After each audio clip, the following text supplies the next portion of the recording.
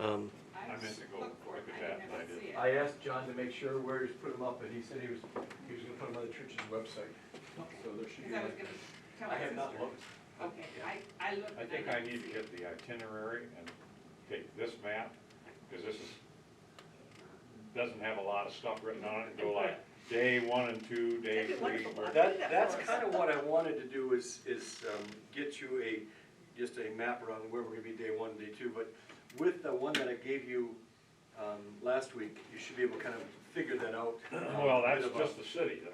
No, it's, you guys. Oh, okay, there was one in there that, Well, it doesn't give you a map per se, but it gives you kind of where you're gonna be each day. oh, the itinerary. On the Yeah, the map. itinerary. and I Okay, had yeah, we got cross that on the check marks computer. of things Yeah, that you got that, I just kind of pulled it up daily. So that's kind of what we're gonna do, so next week we'll be doing more informal or preparation stuff. We have drivers for the vans. The total cost for transportation from here to Chicago is $400 divided amongst the 16 of us, so that's what, $50 a person? And so we'll maybe, if you are in a position to bring that, I'm sure that Barb will send maybe an email this week, bring that with you next week so we can pay that, and have that covered. I think it's all on her credit card right now, so, but I'll have her put that in her information to you so we can know who to pay off, because we just rented the vans from Deary. So what about, paying, that's not the gas, That's not the gas, okay. that's just the rental. So yeah, we'll have to try to figure out whether that is. And that's if you not the have- drivers either, is it?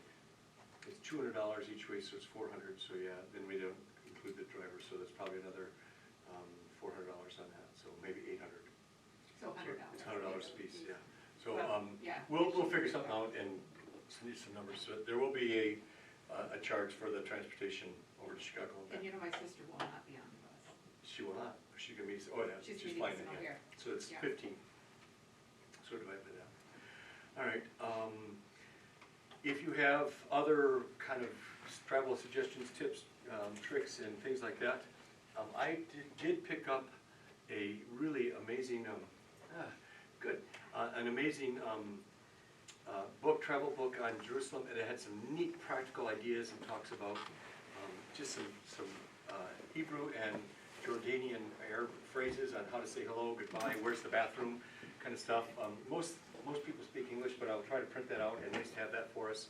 So we'll have some talking points, but we'll do that next week and figure it might go a little bit longer, maybe an hour to an hour and a half. Next week we're doing an informational meeting instead of class because we're less than 2 weeks out, which is really kind of exciting and scary.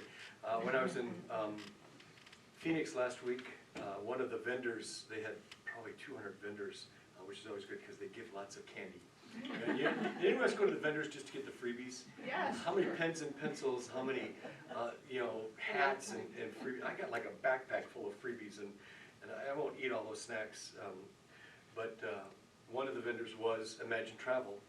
And they must have known and looked at the registration list to who was coming to this conference, because Jackie had gone past this vendor and she'd seen she was from Cedar Falls, Iowa. She said, "Do you know Pastor Kopeka?" Said, "You guys send me Robert because we were looking for him here." So I went over and they had to take a picture because last year when we were there is when we first kind of found out about them and registered through them. So we were kind of like a rock star since we're actually going. This was the trip that they had booked while we were there last year, and now we're actually going, and they're all excited, and they took our picture. So you guys are famous, which I was really jealous because 2 weeks ago they took a group of 20 LCMS pastors on a free trip, this exact same trip, to encourage them to take their own congregations on trip. And I didn't get to go. Invited? No, it's like, well, you already registered, so they were trying to get people to go, and so they took a bunch of pastors, like, well, maybe if you took them on a trip, they would take their own. Like, next time, that's a good You idea. should get a better discount. Yes. well, I should, or I'm saying maybe if they want to go somewhere else next time, now that we've been here, think of me. So we'll see. Anyhow, it was kind of fun. I think that's most just kind of the general information stuff. I'm not gonna cover it again, but that's where we're at. I'm gonna turn this. Maybe they'll have one of Paul's missionary journeys. You can see all of the med on the east side there. That's the one I'm looking for, because I've been to Greece and to Turkey and to Rome, but I went there just as a general tour, not as kind of this one. But I've seen they have that tour. Imagine has that Paul's missionary journeys. So that's the one. Shipwreck and everything? Huh? Shipwreck and everything? Well, we'll find out. So if they do kind of a freebie pastor one, that may be the next one. And we'd be like, come on, we've been to Jerusalem, now let's go follow Paul. So anyhow, that's where we're at. And so let's dive in. We, I think, left off, we didn't get into the temple, but we were beginning to talk about it. We were left off at the Wailing Wall, if I remember. So we're at the actual Temple Mount, and we started talking about the difference between the first temple and the second temple, if you remember that last time. The first temple was the temple that Solomon built, and this temple lasted from, I don't know the exact dates, but this one was built in 532 BC, and this is considered the second temple. What we will see is, you'll hear of Second Temple Jerusalem, so that's kind of the fame team. So Solomon's temple is right after King David, so that's maybe 500 years before that. It was the first temple. Then Herod built, when we talk about the temple, we're just talking about this little center section here. This is Solomon's temple. King Herod, and like the King Herod who tried to kill the birth baby Jesus, built this Temple Mount around it, this platform. So this is the platform that Herod built, the great builder. And this was built between 12 and 8 BC. So this was all built up right around the birth of the time of Christ. So this was Solomon's stuff, and this is the second temple, and then this is the section that Herod built. And so what we will see is the western wall, or the Wailing Wall, is a little section from this Temple Mount way over here. So that's kind of what's still left today when we talk about the first and second temple. The more we hear about this, the more it's going to sink in. The first time you hear it, just overwhelming. Just kind of like trying to drink water through a fire hose. But that idea that the first one was Solomon built. It was destroyed when the southern kingdom, Judah, was taken into captivity in 586, and it was rebuilt under Nehemiah and Ezra during that time in about 530, 532, and so that's kind of what we see as the second temple. This temple lasted, remember when this temple lasted? How long this one would survive? 70 AD. 70 AD. This temple was destroyed by the Romans in 70 AD when the Jews rebelled and tried to drive them out, and it has never been rebuilt. If you go to Jerusalem today, if you talk to people, there's a segment of Jewish society today that's looking for the third temple. They've been waiting for 2,000 years to build this back up, and they want to build this here. Now, what's the problem with trying to build it back on this site? The mosque. Yeah, this is the mosque, the Dome of the Rock that sits there today, and so that's the problem. Now, a Jewish belief system is if we build that, then we can reestablish the sacrificial system. Reestablish the sacrificial system, then the Messiah can return. There are Zionist Christians living in the United States today who want to support Judaism rebuilding that temple financially and economically and politically, because they also believe that the Jews are part of this saved nation, and they want to issue the return of Jesus. So Jesus can't return until this temple is rebuilt. Now that's a theological discussion, but the Zionist Jews are people like the Jerry Falwells. Those individuals, they would call themselves are Zionist Christians that support the rebuilding of the temple in Jerusalem even today, so giving lots of money. So we thought that we made a good movement towards it in 1947, 48 when we established the Jewish nation, but the job isn't done until we can finish rebuilding the temple. That's kind of that mindset. Does that make sense? Yeah, because I'm just making this stuff up, and it's kind of cool, isn't it? Yeah. You should write the fourth book. I should write the fourth book. I have trouble just figuring out what my own story is. So, the Jewish temple. Second temple, important because it's a political symbol of their independence. Destroyed, 70 AD, kind of where we're at now. And I think we talked last time about the importance of what was going on, how big this was. There could be up to 10,000 little altars in here that were making sacrifices, if you remember that. This colonnade is where Jesus walked. He was probably in this inner circle, the court of men, where Jesus was, when he was 12 years old and was teaching the leaders in this section. This is where they found him. Yeah, and that famous quote, "Didn't you know I had to be in my Father's house?" You know, and so we're not gonna actually see those sites, but that's gonna be the image that we're at and where we're talking. Okay, biblical references to the temple. Obviously, there's all over because we have it here. But Jesus as an infant, as a 12-year-old, the cleansing of the temple. If we can, I don't know if I can do this. Go backwards. But when we talk about the cleansing of the temple, it was probably in those colonnades area, that rounding, I don't want to back up because I think, where he actually did the money changers, where they're exchanging money for either sacrificial animals or currency. But that's where we've done the cleansing of the temple. That took place, just during the Passion Week. That was when it happened. Destruction of Jesus predicts the destruction of the temple. Why was that such a big deal when Jesus said, he's standing there probably in this temple platform somewhere, and he says, "You see this temple, you tear it down in 3 days, I will build it again." And if you're a Jewish leader, why is that such a unfathomable reality? It's not rhetorical. Takes a long time to build it. Yeah, I mean, we've already been through this twice, right? Solomon, it took him, how many years to it? We had to have the second one that Ezra and Nehemiah built, and then we didn't get this platform built for 500 years after that. And you're going to say 3 days? I don't think so. He wasn't talking about the physical temple. No. And they didn't understand that, right? Yeah. But that's if I'm a Jewish person, that's what I heard. Yeah. And they're looking at this and saying, "Do you see what we see?" Yeah. This was a magnificent, incredible structure, thinking 2,000 years ago, all handmade. There's no power tools. And so that idea of that tearing this down and rebuild it. He walks in the colonnade. This is also where Peter heals the man who was at the temple. Peter hears this, and you remember he makes the healing. He gets thrown in jail or for preaching the gospel. He comes back out and he preaches again, so they get him in trouble. He gets arrested. So a lot of stuff happens, and these are just a fraction of the things at the temple. So when we get there, we are really in the heart and core of biblical history. The challenge for us is that still the center of biblical Christianity today? And why not?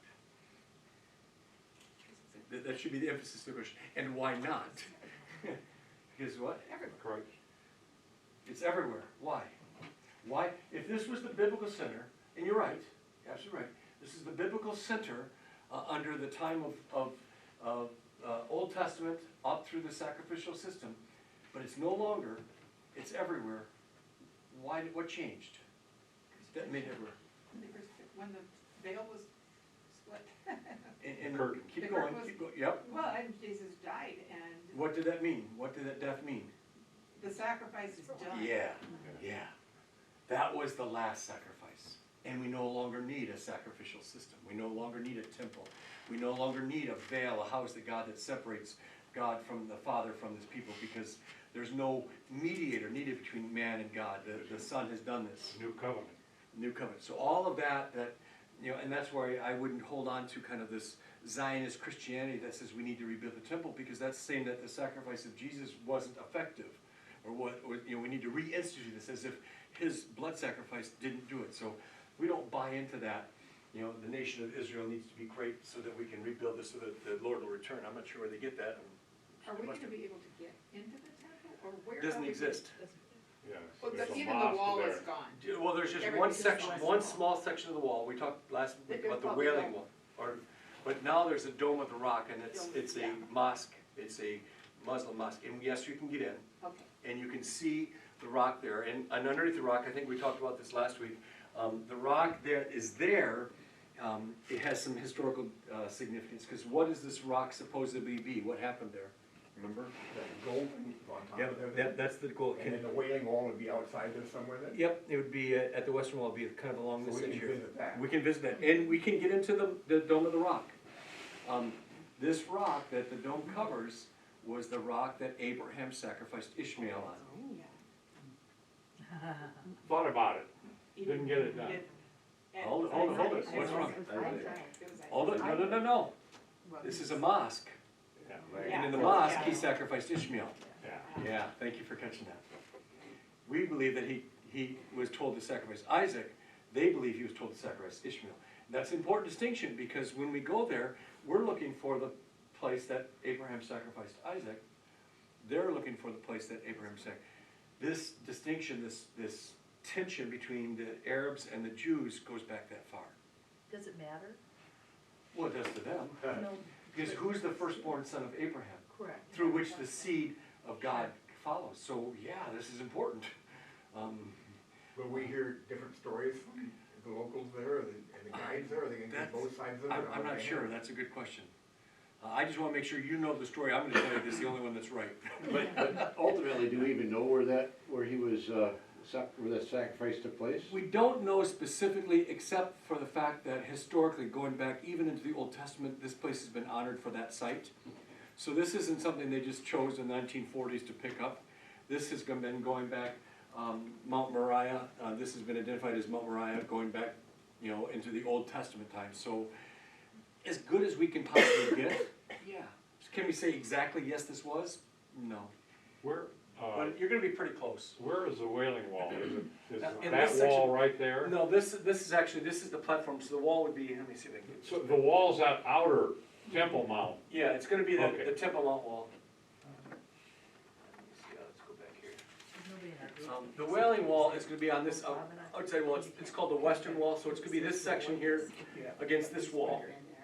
All of this has been destroyed, all that's left is this wall that's on this backside here. And that's gonna be, so it's gonna be like this platform is where we will be, and you'll get to see this side of the wall looking this way, on the western side looking in. So that, you called it, a couple weeks ago, you talked about the Wailing Wall, and Yep. that would be, and if you wanna back up, Pastor, back up to the Gold Dome and show us where the actual Wailing Wall is, and then kind of go over that, oh, there it is. This Well, is you good. gotta, This is the Dome of the Rock. okay. And this is the Wailing Wall that we will get to and see. So we're looking from west, looking east into the Dome of the Rock. This is that temple that we saw in the model. This is where it sits right now. And this is the mosque. So we will be able to come up here and get to the wall. Hopefully we'll get to the section that is not gender specific, but there are sections, most of this is gender specific, male, female, but there's one part by, is it Miller's Gate, where we can go to both male and female? How will our guide will let us know? Yeah, they'll take us to that, and we'll also get to see the tunnels, which, that's what I'm really looking forward to too, is the rabbi tunnels that they've been discovered in the last 40, 50 years, that kind of go down underneath, and this is where the rabbis, and those are tunnels that existed all the way back to the second temple, back to the time of Jesus.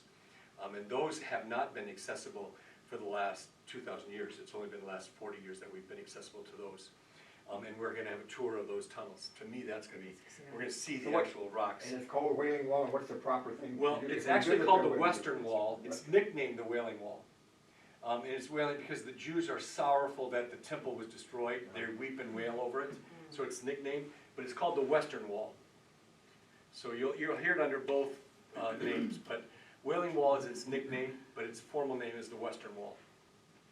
And you said men have to have a head cover? Yeah, men will probably have to wear a yarmulke or some sort of head cover because it is a Jewish site and you want to respect that. Women will probably have to dress appropriately. I'm guessing if it's anything like the Vatican when you're there, you have to cover your shoulders. You probably have something below your knees. Maybe I know skirts. I'm not sure. Except for the specific- women, no shorts or bare shoulders, Yeah. and men have to cover their hands. Yeah. for So every- Ball that's. cap, okay? Well, I'm guessing it would be, but I can't speak because I haven't been there. Well, But that's those are the requirements, and if you want to get there, then that's what you do, and we'll respect and honor that's their site. And it's not gonna hurt us to do that. So yeah, you will want to prepare for that day for those things. We will have a specific tour of that, but then we're also gonna have a free day in Jerusalem, or at least half a day. So you may want to come back and go back and look at some more of those areas. So, yeah, that's gonna be the interesting part of that site. So how did they ever get the mosque built there in the first place? Who let them do that? Well, after the temple was destroyed in 70 AD, the city of Jerusalem went through a series. The Jews never owned, once they lost control of their own destiny, actually going back to 586 BC. That's the last time they owned their own destiny. They weren't an occupied nation, because then we had the Assyrians, the Babylonians came in and conquered them.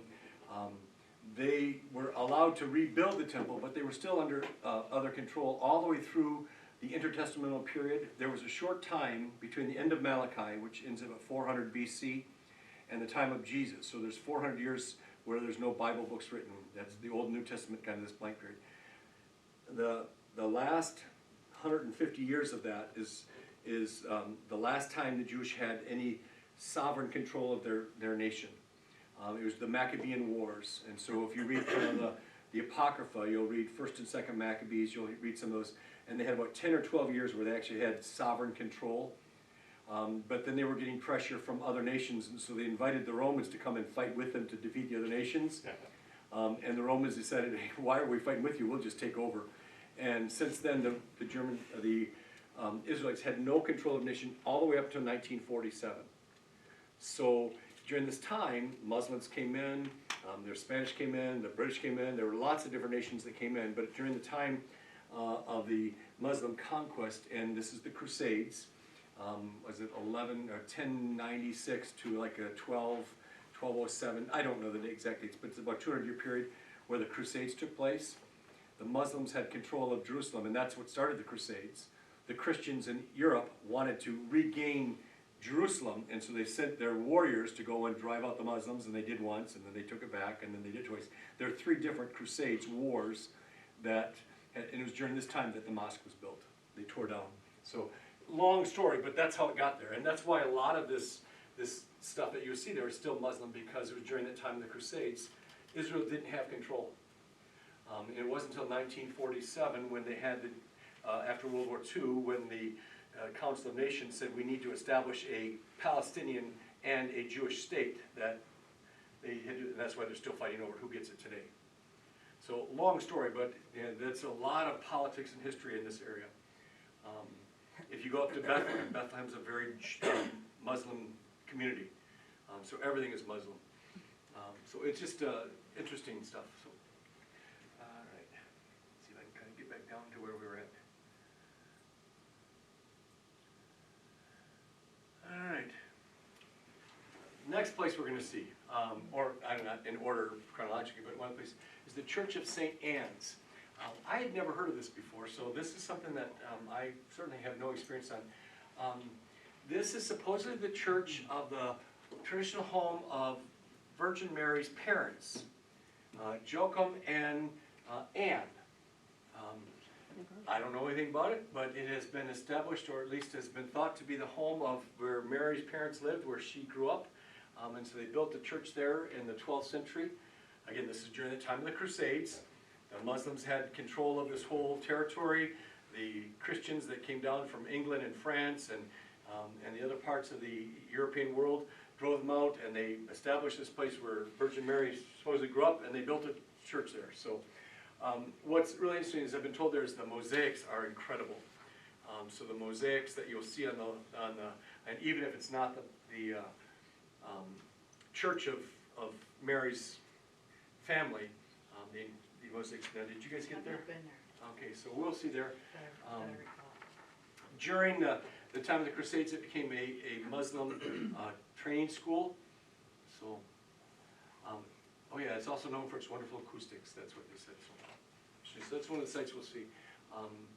Again, the question is, with all of this, other than probably the Western Wall, there are very few things that we say, this we know for a fact is the exact actual place. We're going to get our best guess, but we're not going to be 100% accurate. That's all right. Go in there knowing that okay, it's going to be in this area. Go there with the idea that be okay with that. If you go there expecting to see that I'm actually going to see the very pebbles that Jesus stepped on, or the very thing, you're going to be disappointed. And I don't want you to be disappointed. I'd rather have you say, you know what, we're going to get in the area, because just being in that presence of that area, we're within, a couple hundred yards of where they crucified Jesus. That's a lot closer than we are today. Looking at your map, Yeah. the Church of St. Anne. Yeah. Looks like about 3 blocks west of that, there's something called the Church of Flagellation. Is that where Christ was beaten? Yeah, we will see that on the Via Dolorosa, and we're gonna talk about this a little bit, the 14 stations of the cross. So when we walk the Via Dolorosa, the road of sorrows, we'll stop at that stop. So you're one step ahead of me. In fact, that might be next on my list. Pool of Bethsaida, we were just talking about this not too long ago. It was in one of our lessons. Also known as the Sheep's Gate Pool. I didn't know that. I'm sure I probably read it somewhere, but I just didn't pay attention to it that much. But the Sheep's Gate Pool, believed to have healing power surrounded by the 5 covered colonnades. Bethsaida meaning house of mercy or house of grace. Where is that located? It is right by the Church of St. Anne. Oh, okay. So it's you'll see that by the Church of St. Anne and by the Sheep's Gate, so they've gotta be similar to each other. In yeah. Wisconsin, I don't know if Bethesda Lutheran Home is still there. Yep, yep. Is it? And what, it's not in Watertown, where's Bethesda Home in, West, Watertown. is it Watertown, Wisconsin? I think. It is. Yeah, yeah, Bethesda Lutheran Home. Yeah. Mhm. Which means house of mercy or place of mercy. Yeah, wonderful, they do some neat work. They produce confirmation materials for developmentally disabled kids, and I've got used their materials 2 or 3 different times over the course of my career that are toned down and able to use. Believed to be a pool that is fed by natural springs, had some sort of healing properties, whether they're real or not. My guess, this is pure speculation, it's probably the same way that people go to the salt springs or the hot springs that they see in different parts of Western America today. You know, they say, well, they have healing powers, right?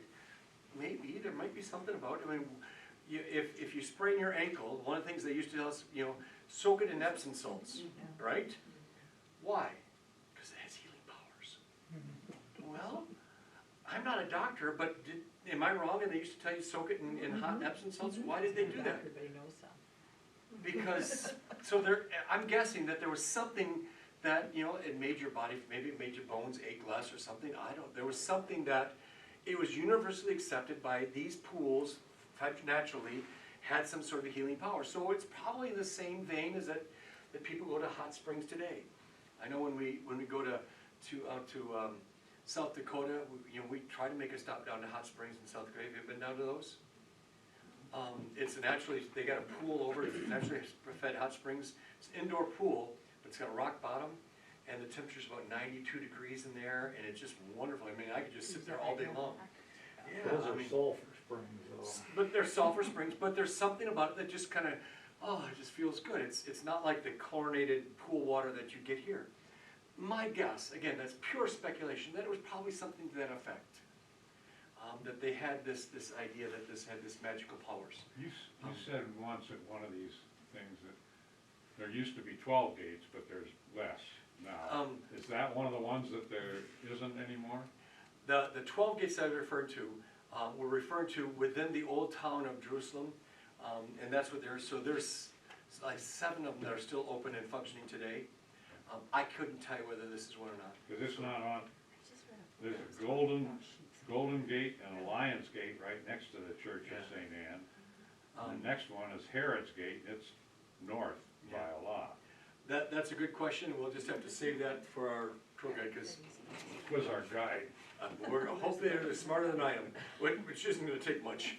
I hate to ask all these questions, but I have to Yeah, I have have to see it. physically see where it is. I don't blame you. Get it in my head.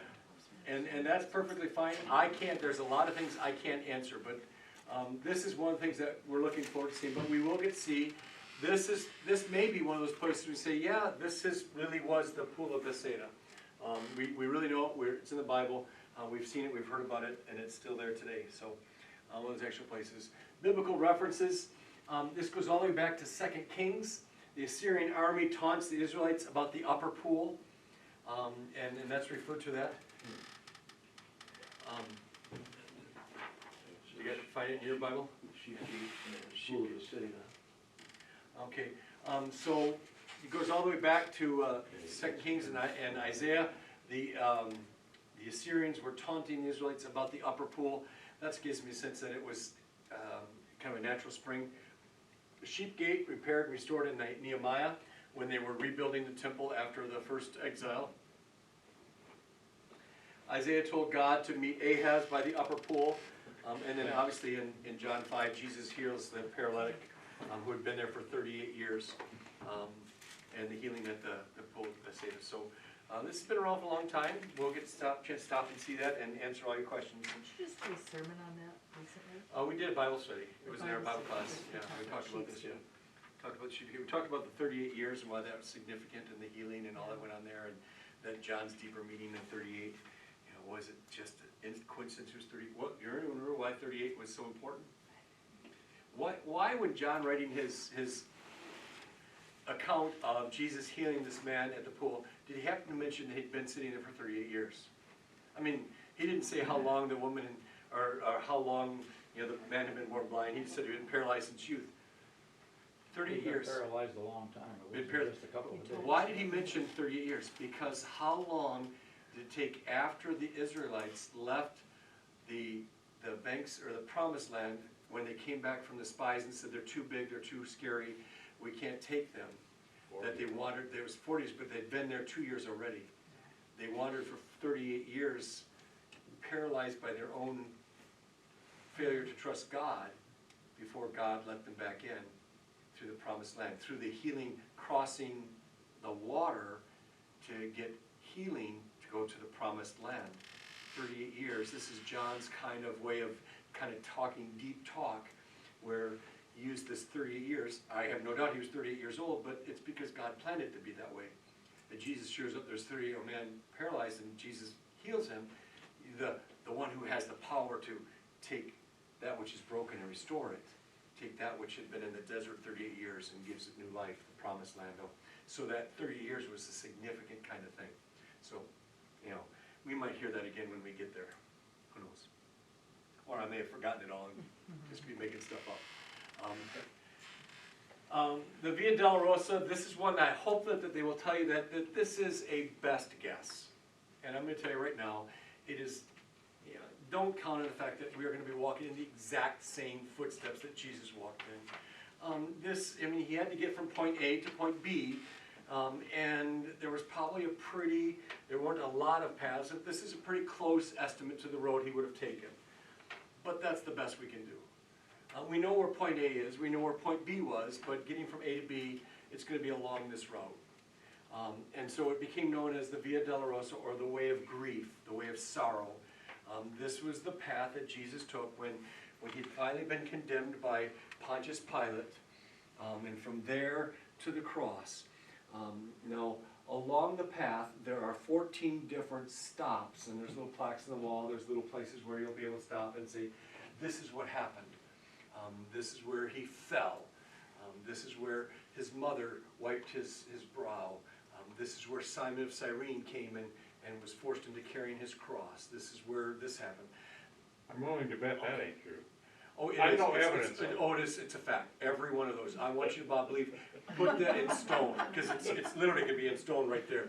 So yeah, don't get caught up in Are there those. any photographs? Yes, we actually have video.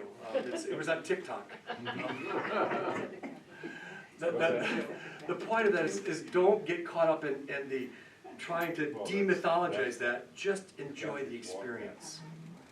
Because whether this is the actual footsteps and whether this is actually where he fell and his mother wiped his brow, or Simon, it happened somewhere. And you're close enough to be able to say, I just want it, without trying to demythologize all this, because we're never getting it right. Enjoy the experience.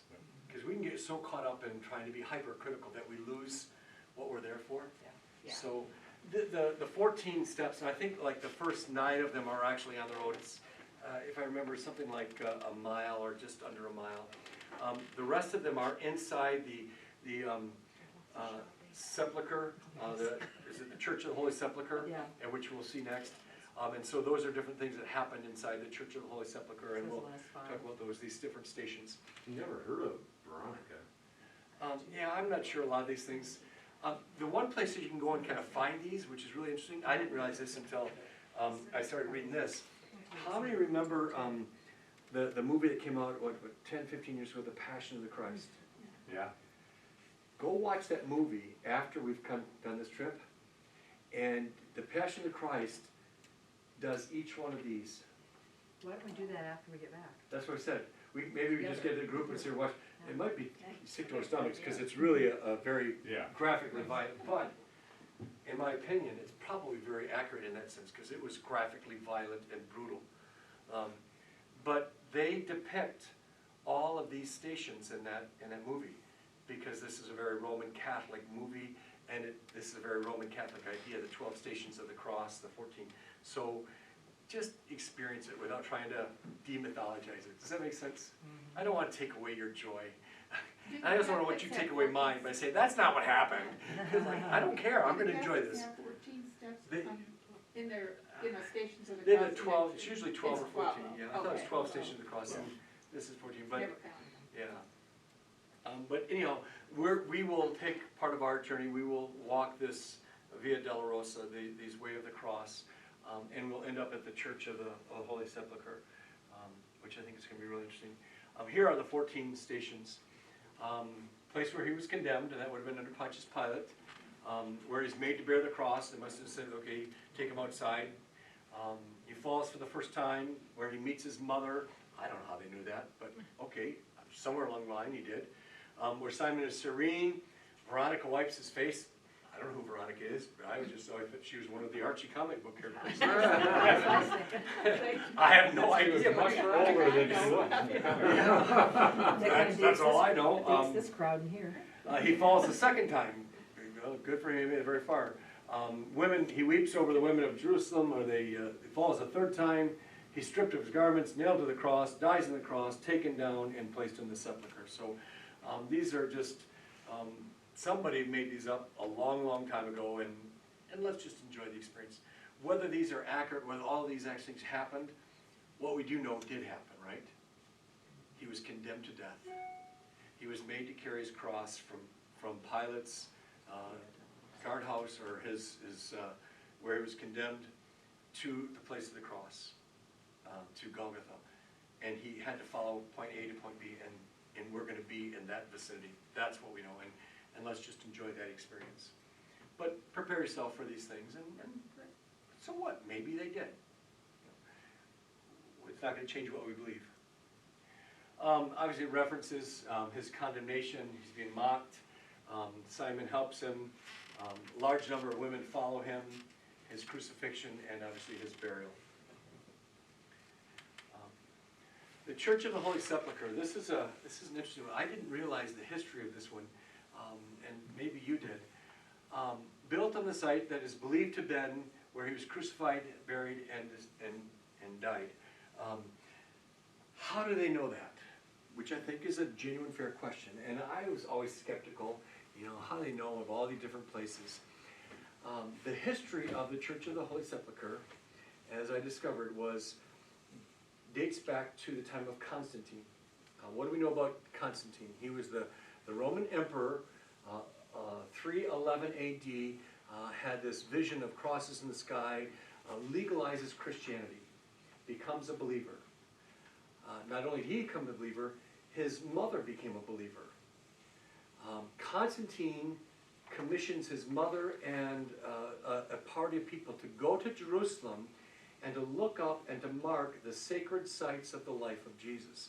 So a lot of the places that we will see were there, sent there by Constantine's mother, doing the research and saying, well, where did these things actually happen? And what they did is her mother went to Jerusalem as a Christian coming from Rome, saying, okay, let's find out where these things actually were to the best of our ability. What year is that now? This was, it's in the early 300s. Constantine was in 311 is when he was converted, so it's maybe 310, 15, somewhere there. AD 326. In that area. AD 326, Bob. Yeah. Three 26? It was in March of 326, around 2 in the afternoon. About 17th, I think. Yeah. Five to March. So, but it was somewhere around the early 300s. But his mother goes there, and at least as it was is explained in the research that I was doing, is that she truly desired not just to find a spot, but to find the spot.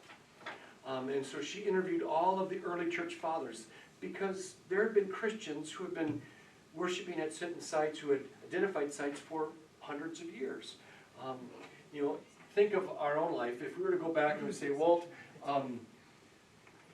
when did the earliest settlers settle down by the Rhinebeck? You know, can you take me back, 100 years to who owned this farm 100 years ago? Could you find somebody in the area who maybe knew who owned this farm 100 years ago? That's iffy, but I might be able to. Yeah, and so if I talk to those people and you could kind of direct me back to them, they could probably find the person who owned this farm. No, it's just a normal farm. But if I said, this farm was the first farm in Plymouth County, is it Plymouth County? No. Yeah, Grundy County. This is the first farm in Grundy County. By the way, this is the first farm in Grundy County in which the governor of Iowa was born. Now that might give it a little more, we might be able to trace it a little You'd have to easier. go back in. It's owned by Felix If you Grundy. go back in Yeah. the books, you could probably prove it. So, and we keep going back and we have some records of those. How far back could we get to maybe 150, maybe 200 years to the very first settlements? So the fact that we could trace this back wouldn't be that hard to find, and we're just talking, a farmer in Grundy County, Iowa. So if his mother was really looking for some specific points, she may have been able to get really close talking to the church leaders. How long have we looked for this specific site? So it wasn't just randomly, hey, let's throw a dart and kind of pick a site where things may have happened. The Church of the Holy Sepulchre had been taken over by the Romans, and there were a number of caves that they filled in so they could build a platform and they could train soldiers on the platform. And when she went back there looking for the Golgotha, the rock in which he was sacrificed, they found a number of caves. They were able to dig them out, and they said somewhere in this cave system would have been old burial sites for people just outside of Jerusalem. Now, what's that make it sound like? After Jesus was crucified, where did they lay his body?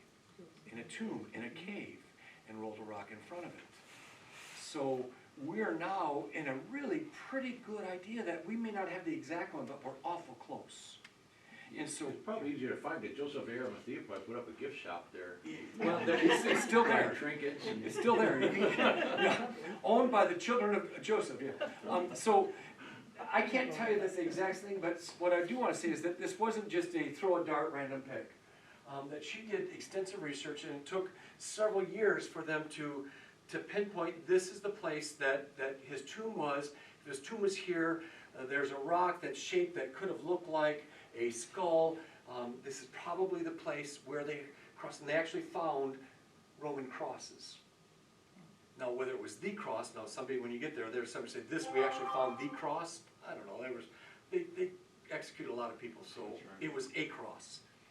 Maybe it was the cross. But what we're saying is that there's a really good chance this is awful close. I mean, it wasn't just kind of a random. And so I thought the history of how they discovered this and got this place was really interesting, that it was Constantine's mother, as a new Christian who wanted to be as accurate as possible, they went back and found the site. She also went down to Bethlehem and tried to find the actual birth site of Jesus. Now, again, using that same desire to not just get any site, but to get the exact site. And having the authority of the Roman emperor as my authority, she could say, don't mess around with me, I want some specifics. She could talk to the church leaders. Eusebius is one of the early church leaders that she spoke to and worked with, that we still have his writings today. So there's some doubt whether it's accurate, but it's the best we could do at the time. Does that make sense? So It was a matter of faith too, that she wouldn't want to fake anything. right. And we do know from that time on, these are the exact sites, at least at that time, that we still have today. So it hasn't changed since then. So if there was a mistake, it was made in those first couple hundred years, and it was made as a genuine mistake, not as like, oh, we changed it, in 1974, we shifted it. So this is historically where it is. So anyhow, that kind of gives us a little bit of the background of where this Church of the Holy Sepulchre is. Is And the actually, church actually there? yeah, and we will get in there. It is a huge, it's not just a church, it's a complex of buildings. Is that right? Yes. Okay, I've never been there. I'm acting like I know what I'm talking about. I don't. Yeah. I'm just making stuff up what I read. It's a complex of buildings and there's lots of places to go and see. And I don't know if I have this, yeah. So this is kind of a cutaway drawing of what it might look like from the side. There's a picture that has it all. Yeah, oh yeah, you'll see it. Don't let Bob Carmichael see that. Yeah, okay. Or camaraderie. Yeah, you'll see it, and we'll get a map, so we'll go in there. Hopefully you'll have a couple hours to go in there, because there's lots of different places, but No. over the years, they've built an entire complex of buildings over both the supposed rock as well as the tomb in which he was laid. And so it's all undercover right now. And so we will be in there, we'll have a chance to go walk around and see it. It'll be indoor. So interesting. Different questions about that.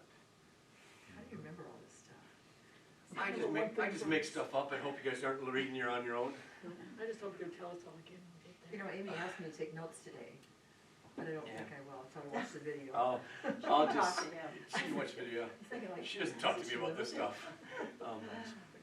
Her niece, she got a call this morning, her niece is a register in Iowa City, so they're doing good, so she had to run up there.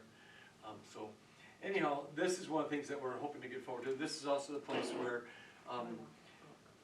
as I've been told, that you can take kind of your personal cross, if you've got one that you wear, one that hangs in your kitchen and you want to take with you, if you can rub it on the rock of the Golgotha, and does nothing. It's not magical. It's not going to give you some powers. It's not going to make your 401k grow.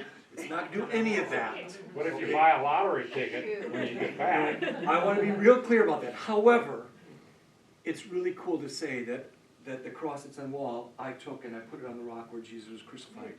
That's all it does. But that's pretty cool. If I come back and my lottery ticket doesn't win, I can blame Bob. You can Bob. But, and I want to make sure that we're not getting mystical. However, I think it's pretty cool to say, yeah, that cross is the one that sat on the rock where Jesus was crucified. And to me, that's cool enough. So I just want to make that clear. I'm going to take a cross that I want to be able to touch on that place. So it's up to you.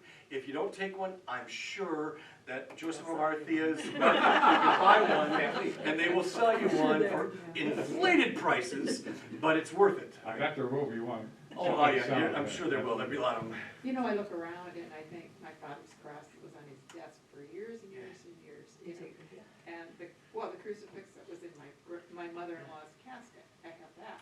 And it's like, How do you pick one? Yeah, well, how do I pick 10? You know, I mean. So I'll let you kind of figure that out, because you have to carry it there and back. You know, just kind of figure that. Just get one of them small ones you can wear around your neck. You know, if you want to get some, maybe you can get those little tiny ones and get a whole package of them. Give them out to your grandkids and just, you know, with a little, whatever you want, you know, say, you know, I took this and this touched the rock that Jesus, just something to hand out to your grandkids. Whatever you do, you know, just some ideas.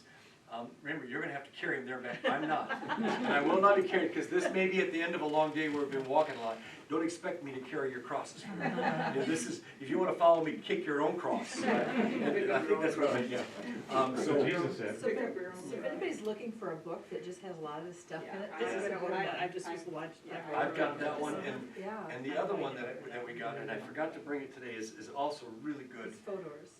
Yeah, 4 doors, yeah. Yeah, essential. So there's some really good ones, and they all have great information. That's what I like, is maps and stuff. So I'm having trouble reconciling this map with this map, because it has the Golgotha and all that, but it shows it quite a bit north of the Temple Mount, and a little bit west. He didn't make them. So these are just some ideas of what's going to happen, or where we're going to be. The Church of the Holy Sepulchre, I think it's going to be a really important one, and I'm looking forward to that. Let's see, anything else on questions or thoughts about that? Prepare yourself for that. I don't know how many more of these I have.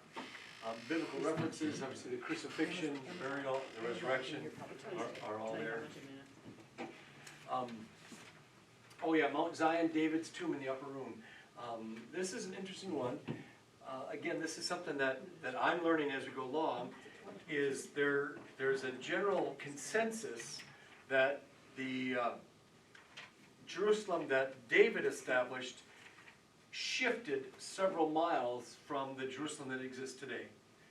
So you'll talk about Mount Zion or David's tomb being outside of what is the old city Jerusalem today. In fact, if you look on the map, you might see David's tomb, and you might see Mount Zion, so that when they actually built the new city, and I don't know when, this is one of those dates I didn't look up, so you're outside of that old city that you'll find the original David's Jerusalem. I see a David's Tower. That's probably closer, but it should be outside of the old city.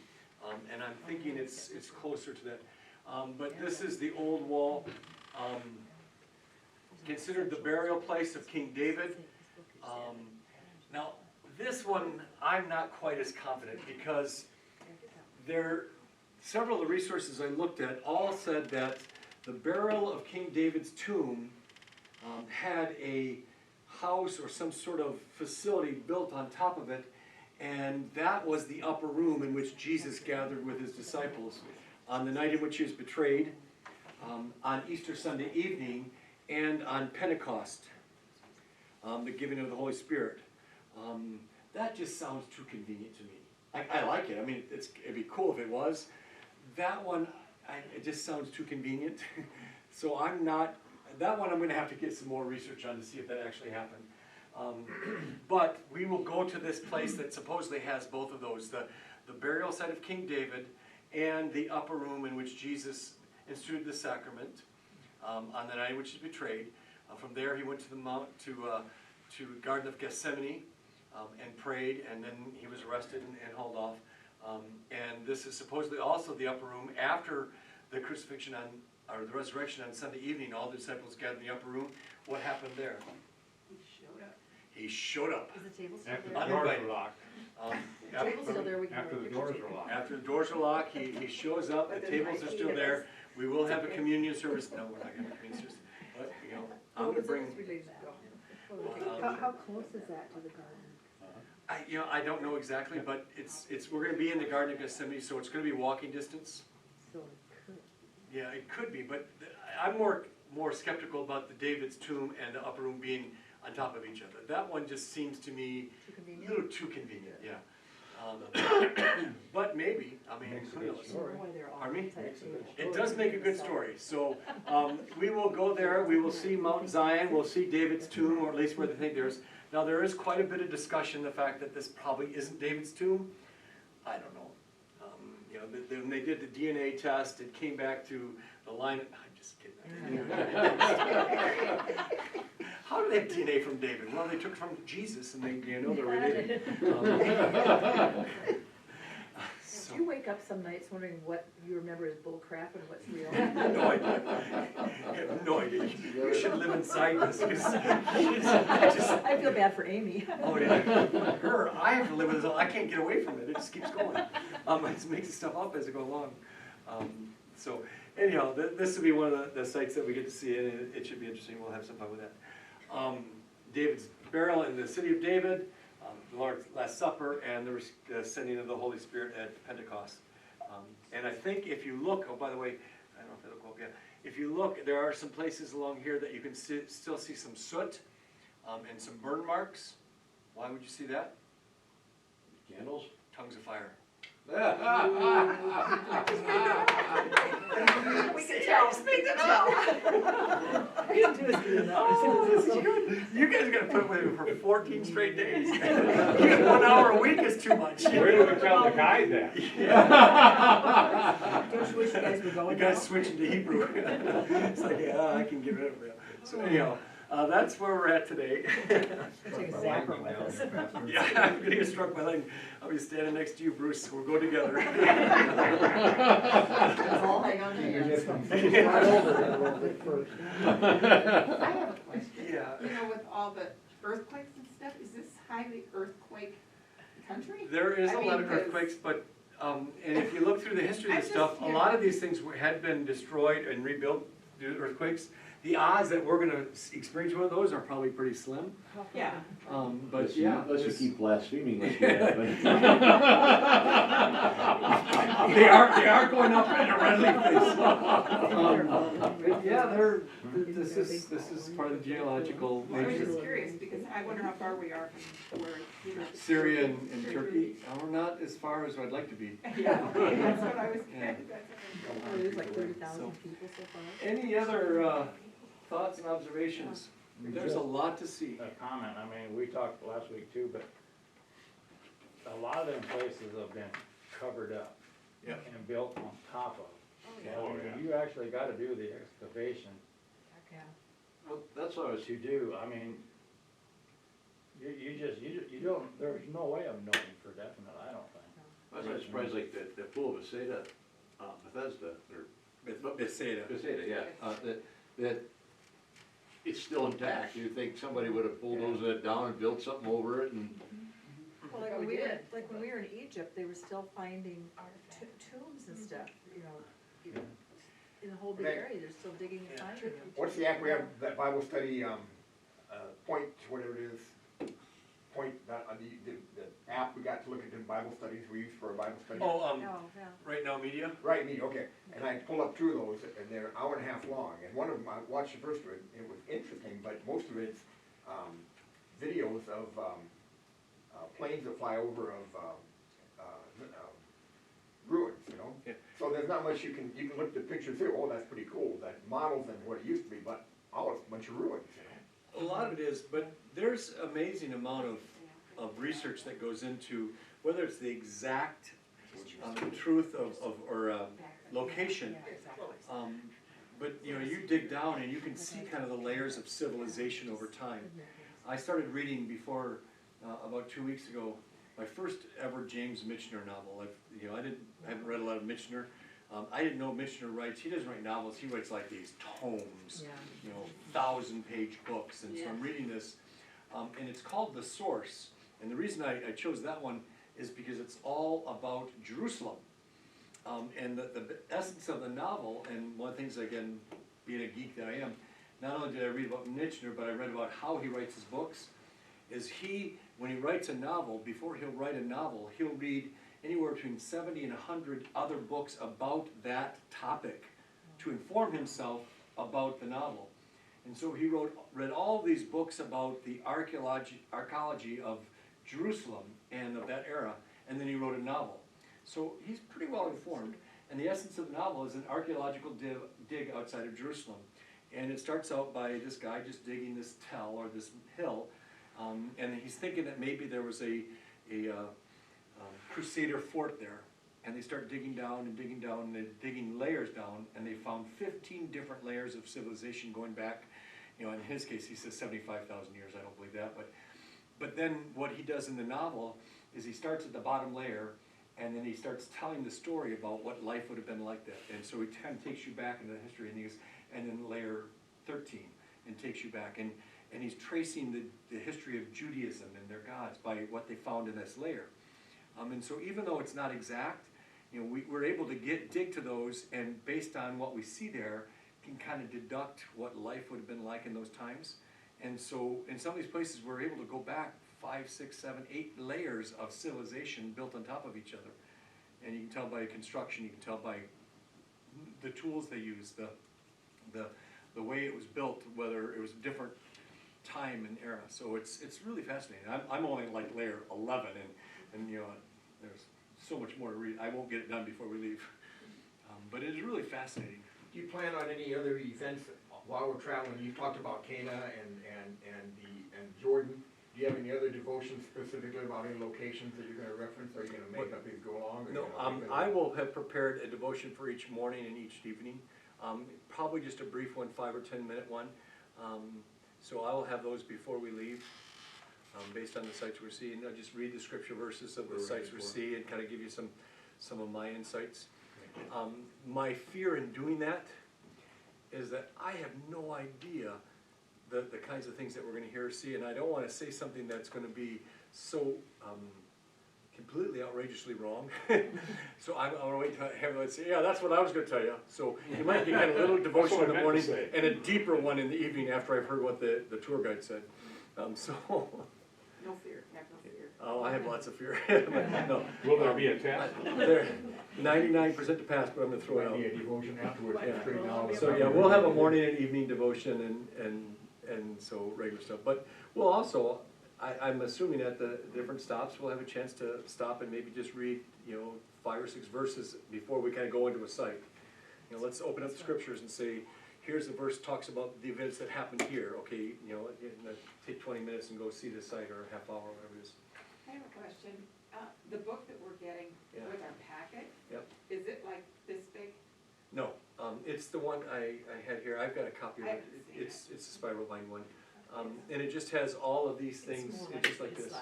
Just 44 slides. pages, and we went I through think 30 it's, of I them. think this Yeah. is what he's Um, got. Sort What of it- like Oh, that. okay. What it doesn't have is our time in Jordan, because they reordered that because of the extra days. We're gonna get this guide, you email it to us, they're gonna send the hard. They're gonna send the hard copies, so I'm expecting them to send hard copies. I just am kind of curious, because, how many Yeah. books I'm very. Yeah, really. Yeah. I thought about The that. nice thing about Because that I is you'll be able to put take that on my notes in Kindle, it and but stuff. maybe she I doesn't. don't know if I'll take mine, but, because I'm gonna put all mine on my laptop, or my tablet, and then I just take my notes on that, yeah. But, Do you want a Kindle? I should just- so next these week, places where women gotta be covered up to walk through, would they have like robes there or something that you could, I don't know for And then sure, but what they back or- do at the Vatican, and I can only judge that, is that they have shawls that they can put over if you're a female and you wanna go in and see the Vatican. You can't go into the Cathedral of St. Peter and St. Paul, the big cathedral in Rome, or at the Vatican, without having your shoulders covered. And so they will just give you a shawl that you would wear while you're in there, and then you give it back on your way out. And it's really just if you wear sleeveless. Yeah. well, I was thinking they want you to go in there, Right. so they would Yeah. have something there for you. So I'm guessing they would have that, but I haven't been there, so I don't Who know. are like coat. Yeah, you just wear just kind of as long as your shoulders are covered, they just don't need, arms. And I'm not so sure it's gonna be that warm that you're gonna wanna be. you're gonna want it sleeveless, yeah. So just take a sweater or something, and, I know when we were in Vatican, men weren't allowed to wear shorts. And so I have those zip-off short pants, so I just, zipped my long pants back on and stuck them in my pocket and then zipped them back off when I went in. But, I mean, we had to go through 2 different checkpoints where they checked our attire, whether we were worthy to go into the, they were very serious, at least at Vatican. Now, I can't speak to these places. When we were in Greece, we went into a Greek Orthodox church.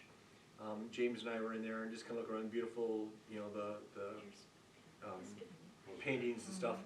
And some tourist came in and just the stringiest of string bikinis and was kind of walking around in this thing. And boy, one of those Greek old matrons came around, she started screaming, yelling at her, shaking her finger, God, house of God, and just, oh my, I'm glad, go for it. Because you don't defy God's house by wearing that, because this is a house of worship. And you come in there like it's a tourist attraction, and so they didn't hesitate to kick her out. And I was happy for it. There's some place here at James town. followed her because she was good looking. He didn't, but it sure sounds cool, didn't it? So anyhow. All right, so next week, plan on maybe an hour and a half as we kind of go through the business stuff, and we'll hit the rest of it. I don't know what we'll go from there, but thank you. Let's close with a word of prayer. Heavenly Father, we thank you for the opportunity that we're going to get to experience, just to be where you were, to be in the area, to get a feel of what it was like when you walked here on earth as the God made flesh amongst us. Give us this opportunity to look past the historical errors or the consumerism of what may be going on, the politics of the moment, but simply to let your Spirit speak to our hearts, that we can truly be lifted up and know that you are present with us, that this may be a growth time for all of us. Thank you for today and for your presence today, Lord. Be with us throughout the week. In your name we pray. Amen. Thank you very much. So on a DVD player, I could bring a musical CD and play it. for this, This week. for next week? I have a CD that has, I walked, they were to walk, Okay. and it was my parents, and it, you know, it's just a CD. I don't know. I I don't think you know. can play CDs on a DVD player. That's a question for John, I don't know the answer to that. I would think so, but I It's, hate to say yes and then not work, but. I just get like, Bring it in, and if nothing else, we can maybe see if I can Google it and have it on. try. Bob and Linda, thanks for coming. Thanks for being here. Thank you, Karen. Well, I'm getting for myself, you know, I think for me, it feels good. The value is, it's not gonna do anything if your suitcase gets But lost. I don't, It's not gonna find it, other than you say, well, at least I can tell you where it's at. So it's not gonna do, yeah, CDs and CDs. This is. so. I'm buying them only not so much that we're going, I mean, we've never had it before, we've gone, traveled international. I'm buying because I'm gonna use it when I go on ride bri. And when there's hundreds of bikes, I wanna be able to find mine in the massive 5,000 bikes. Yeah, and so that's the reason I'm buying. I'm taking them this because we have them. Oh, So the that's Jesus kinda my favorite. Revolution. About $100 Swimming in the I river. saw that, did you? I saw it advertised. That church that's involved in that is my brother. There's, Former drug addict, lost my mentor. Kathy Camaretta. I am Karen Cheeseman. If I ever had any doubts, there was a guy. I know who you are. Yeah, I went out, did you? Yeah, I saw that. I think we came down to my neck several times. So, you know Connie is, yeah. They're in the Corvette. Yeah. All wise. Yeah. Next time. With all the questions, yeah, that's good. He's an John Deere engineer. No, it's not. Not? Jerry, Yes, by the it's way, thank Dad, you. he got That's lost okay. in the Sound car good. and stuff. So, yeah. Lost No, all this year.